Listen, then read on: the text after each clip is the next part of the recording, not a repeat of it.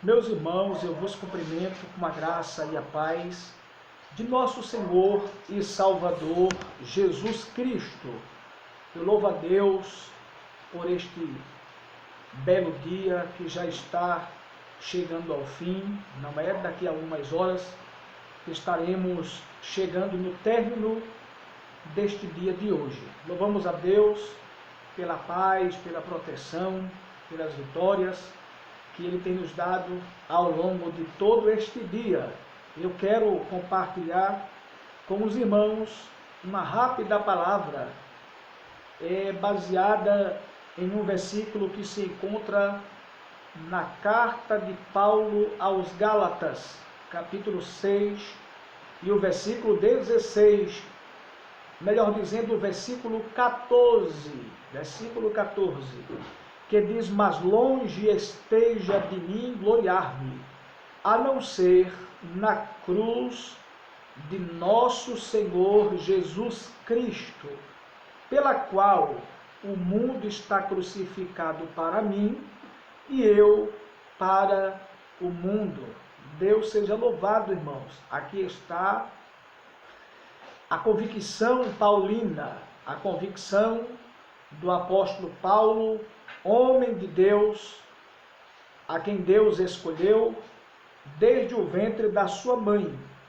Os irmãos vão perceber isto, que Paulo era um escolhido desde o ventre da sua mãe. E Paulo está nesta carta escrita aos Gálatas, aos irmãos da Galácia. Paulo está tratando acerca da justificação pela fé, acerca de assuntos que permeavam ali naquela igreja que havia na Galácia. Por exemplo, o apóstolo Pedro foi resistido por Paulo, porque Pedro era o apóstolo da circuncisão.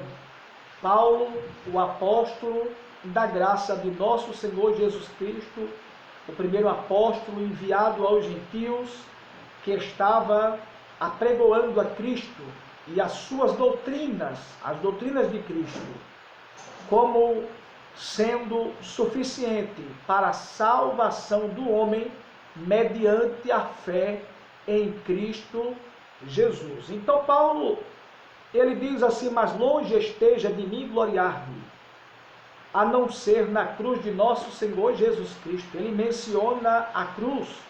Paulo gostava de mencionar a cruz, porque na cruz se inicia a história da nossa salvação. Glória a Deus. Na primeira carta aos Coríntios, capítulo 1, versículo 18, o mesmo apóstolo Paulo, falando sobre a cruz, ele diz para os irmãos de Corinto: porque a palavra da cruz é loucura para os que perecem, mas para nós que somos salvos é o poder de Deus. Então, a nossa salvação, a história da nossa salvação, se inicia na cruz do Calvário, na cruz do meio, na cruz de Jesus Cristo, que foi crucificado por nós. Na segunda carta aos Coríntios, capítulo 8, versículo 9, o apóstolo Paulo disse: mas vós bem sabeis a graça de nosso Senhor, o qual, sendo rico, se tornou pobre por amor de vós, para que, pela sua pobreza, vos enriquecesses.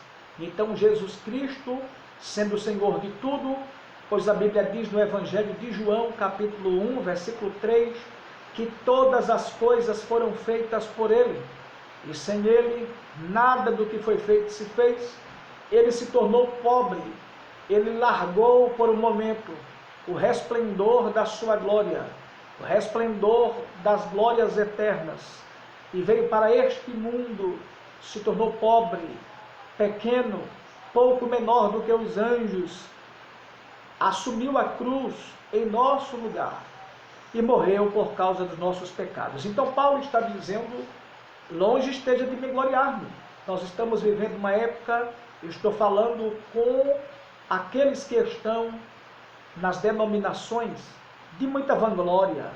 As pessoas são vangloristas, soberbas, jactanciosas, orgulhosas.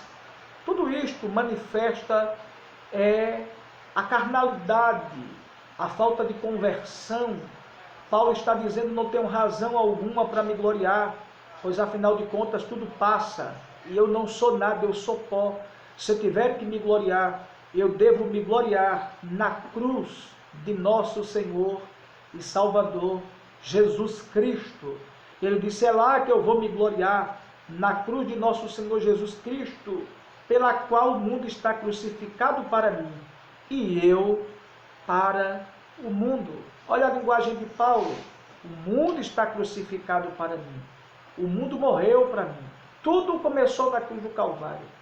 O mundo, como sistema pecaminoso, morreu para mim, e eu também morri para o mundo. Eu estou crucificado para o mundo também. Tudo isto através da cruz de Cristo. Em Gálatas capítulo 2, versículo 20, Paulo mostra esse poder da cruz, uma vez mais, dizendo: já estou crucificado com Cristo, e vivo não mais eu, mas Cristo vive em mim. E a vida que agora vivo na carne, vivo-a na fé do Filho de Deus, o qual me amou e se entregou por amor a mim. Então Paulo está falando: eu estou crucificado. E agora está dizendo: eu não tenho que me gloriar, longe esteja de me gloriar. Não tenho em que ou do que, a não ser na cruz de nosso Senhor Jesus Cristo, na qual o mundo está crucificado para mim e eu para o mundo. Então Paulo está dizendo: eu estou crucificado. É o efeito da cruz do Calvário. Cristo foi crucificado. Segunda carta aos Coríntios 5:15. Diz que: e ele morreu por todos, para que os que vivem não vivam mais para si, mas para aquele que por eles morreu e ressuscitou. Deus seja louvado. Isto é evangelho, isto é cristianismo.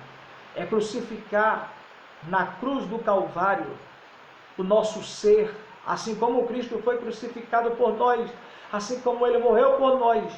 Ele morreu por nós para que a gente viva para ele. E a maneira correta de viver para ele é estando crucificado também, crucificando a natureza humana. Lucas 9:23, Jesus disse assim: aquele que quer vir após mim, negue-se a cada dia e tome a sua cruz e siga-me. Existe uma cruz que nós devemos carregá-la. Existe uma cruz também, aonde devemos ser crucificados por amor a Cristo. Falo isso no sentido figurado: crucificar as nossas concupiscências, a nossa natureza carnal, pecaminosa, que só quer o pecado. Devemos estar crucificados. Paulo disse: eu já estou crucificado com Cristo, e vivo não mais eu, mas Cristo vive em mim. E a vida que eu agora vivo, vivo-a na fé do Filho de Deus, o qual me amou e se entregou por amor a mim. Isto é cristianismo, renúncia. Às vezes existem pessoas nas denominações que se apegam às coisas efêmeras desta vida, às coisas transitórias desta vida, e não são capazes de abrir mão de certas coisas para servir a Jesus Cristo. Eu quero dizer neste momento que Cristo abriu mão do céu, abriu mão da glória eternal, abriu mão da sua própria vida humana, entregando-a na cruz do Calvário, por causa de um pecador que era eu e que era você. E muitas vezes nós não somos capazes de abrir mão de coisas tão pequeníssimas, de coisas tão insignificantes, de coisas que não nos edificam em nada. Eu quero dizer neste momento: aquele que está em Cristo, querido, nova criatura é. Segunda carta aos Coríntios 5:17 diz isso: as coisas velhas passaram, tudo se fez novo. Por que as coisas velhas passaram? Porque ele agora está vivendo uma vida de renúncia. Ele agora está crucificado as concupiscências, os desejos da carne foram crucificados. As vaidades desta vida, existem ambientes de mulheres que se dizem cristãs, falo instituições, denominações, onde existem mulheres que se dizem cristãs, mas não querem andar na contramão com o mundo, querem vestir como o mundo veste, querem se ornamentar como o mundo se ornamenta, querem se parecer com aqueles que não servem a Deus. Queridos, Jesus disse no Evangelho de João, capítulo 17, há um versículo muito lindo, que, no meu ponto de vista, fala tudo, ou Jesus falou tudo, para que possamos compreender o que é o verdadeiro Evangelho. Jesus disse, Evangelho de João, capítulo 17, Jesus disse assim, deixa me ver, primeiro versículo 17, santifica-os na verdade, a tua palavra é a verdade. E a palavra de Deus fala de renúncia. A igreja de Deus, ela tem a sua própria cultura. A igreja de Deus é povo, irmão. Todo povo tem a sua cultura. E a igreja de Deus tem a sua própria cultura, que não é semelhante à cultura dos gentios, à cultura daqueles que não servem a Deus. Nós somos um povo, e um povo diferente. Você sabe que o alemão é a designação para aquele que é habitante da Alemanha, é nascido na Alemanha. O inglês é a designação para aquele que é nascido na Inglaterra. O brasileiro é a designação para aquele que nasceu ou para aqueles que nasceram no Brasil. Mas a igreja é um povo do céu. E Jesus explica isso. Ele disse aqui que o mundo vos aborrece, não é? Porque vós não sois do mundo. Ele disse aqui, e eu já não estou no mundo, e eu já não estou mais no mundo, mas eles estão no mundo, e eu vou para ti, Pai Santo. Guarda em teu nome aqueles que me deste, para que sejam um, assim como nós.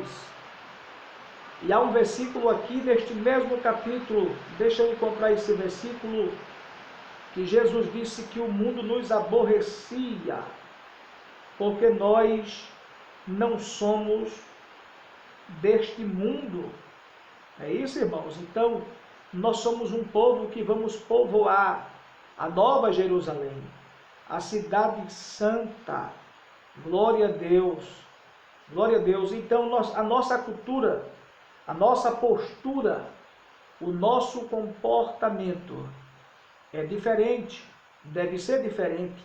A nossa maneira de falar, de vestir, de ornamentar, tudo em nós deve ser diferente. Glória a Deus, glória a Deus. Nós não somos deste mundo, queridos. Nós somos do céu. O mundo tem que aborrecer a igreja. Aborrecer a igreja no sentido de que a igreja anda na contramão com o mundo. Eu falo o mundo pecaminoso, falo o mundo como sistema pecaminoso. Você lembra de Daniel, mas os seus companheiros em Babilônia? Daniel não quis comer nem do manjar do rei, porque era comida que era oferecida aos ídolos, porque Babilônia era o berço da idolatria, e não se conhecia lá o Deus dos hebreus.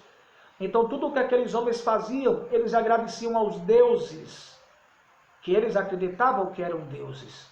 Então Daniel não quis comer daquela comida diferente.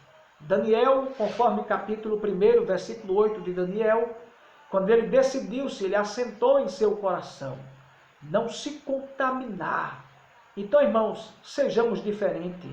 Jesus está voltando. Temos visto tudo o que tem acontecido por aí fora. Vamos melhorar as nossas atitudes, a nossa maneira de vestir, de falar. Nós não vamos se espelhar no mundo. Nós somos o povo do céu, o povo que vai para o céu. A nossa cultura é diferente. A nossa cultura é extraída da palavra, é embasada na palavra de Deus. E a Bíblia diz na primeira carta de Pedro, capítulo 1, versículos 15 e 16, assim como é santo aquele que vos chamou, sede vós também santos em toda a vossa maneira de viver, porquanto escrito está, sede santos, porque eu sou santo. Então a Bíblia está dizendo, assim como é santo, olha, quem nos vocacionou, quem nos chamou do mundo de pecado, conforme em Colossenses 1,13, que diz, ele nos tirou das potestades das trevas e nos transportou para o reino do Filho do seu amor. Também. Então quem nos arrancou de lá, a sua igreja, a sua noiva, quem chamou, quem nos vocacionou para a salvação, é santo, queridos. Aí Pedro diz, assim como é santo aquele que vos chamou, sede vós também santo em toda a vossa maneira de viver. O que significa isso? Toda a vossa maneira de viver. Inclui os nossos hábitos, as nossas atitudes, as nossas palavras, as nossas brincadeiras, a nossa maneira de vestir, a nossa maneira de trabalhar, todas as áreas da nossa vida. Esta santidade, ela tem que ser abrangente nas nossas vidas. O povo que vai morar no céu é um povo santo, lavado, remido no sangue do Cordeiro. É um povo que são novas criaturas, cujas obras velhas já passaram. É tudo novo. É no reino do Filho do amor de Deus, que é Jesus Cristo. E a Bíblia diz em Romanos 14, 17, porque o reino de Deus não é comida e nem bebida, mas é justiça e paz e alegria no Espírito Santo. Então que Deus em Cristo nos abençoe. Você faz parte do reino de Deus, você é igreja, você é nova criatura. Então entenda isto. O reino de Deus não é comida e nem bebida, não são coisas materiais, não é? O reino de Deus é justiça, vida em retidão, vida santa, vida correta, paz, paz com Deus, paz com o próximo. Existem irmãos que odeiam outras pessoas, existem irmãos que ficam até intrigados, não falam. Como é que você vai morar no céu desse jeito? Como é que nós vamos morar no céu desse jeito? Não é? Nós precisamos quebrar este protocolo, quebrar estas barreiras, porque o reino de Deus é justiça, paz. Essa paz é paz consigo mesmo, é paz com Deus, é paz com o nosso próximo. E alegria no Espírito Santo. É servindo a Deus com alegria, não é murmurando, não é reclamando, não é dizendo quando eu não servia a Deus tudo era mais fácil. Não é dessa maneira, é com alegria, com singeleza de coração, com simplicidade, com muita alegria, sem orgulho, sem arrogância, sem murmurações. Então, que Deus em Cristo nos abençoe, longe esteja de nós gloriarmos. Nunca humilhe ninguém, nunca subestime ninguém, nunca se sinta ou nunca nos sintamos melhor do que ninguém, mas a nossa glória é a cruz de Cristo, pela qual nós estamos crucificados para o mundo e o mundo para nós. Que Deus em Cristo nos abençoe, queridos, em nome de Jesus.